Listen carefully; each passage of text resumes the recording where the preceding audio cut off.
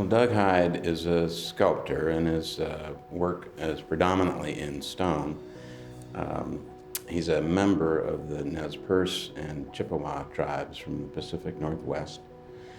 The inspiration for Doug's work really came from the stories that his grandfather would tell him.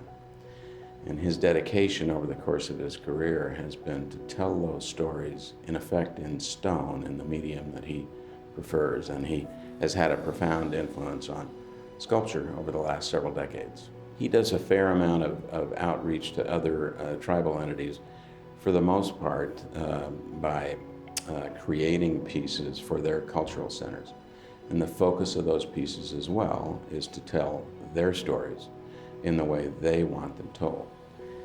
He's got a sculpture called Chief Joseph that stands in the Smithsonian, the National Museum of the American Indian. He's got a piece that's dedicated to the memory of the Navajo Code Talkers.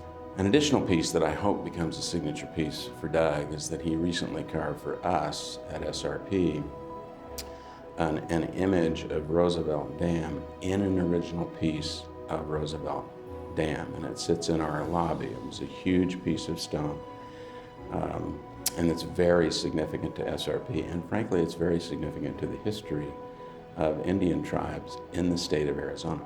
He is so dedicated to the accuracy of his portrayal of the stories that he hears from all kinds of tribal entities throughout the U.S. He mentors young artists.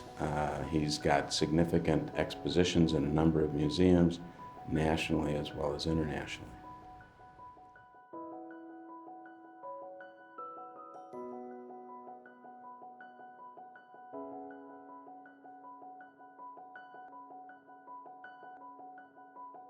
When you think about jazz in Arizona, the first name that always comes to mind is Dennis Rowland. Dennis has done so much work in the community as a proselytizer for jazz. He's been a teacher, he's been a community activist, he's been, of course, a fabulous performer.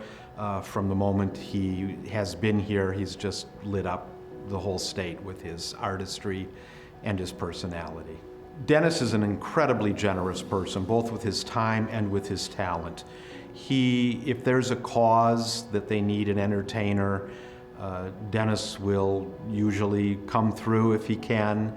If there's someone who needs to learn about some particular aspect of jazz or needs some direction in their career, Dennis is a person that people turn to. He has a unique ability to both educate and inspire.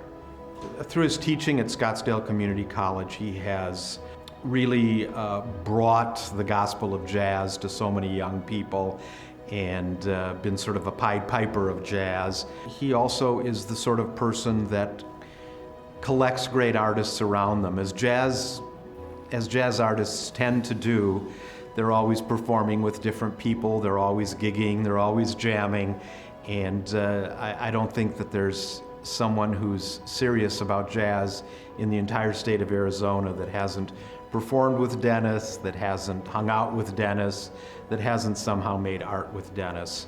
He's a uniquely joyful person, and I don't think anyone who's ever dealt with Dennis has walked away with anything but a smile on their face and, of course, a song in their heart.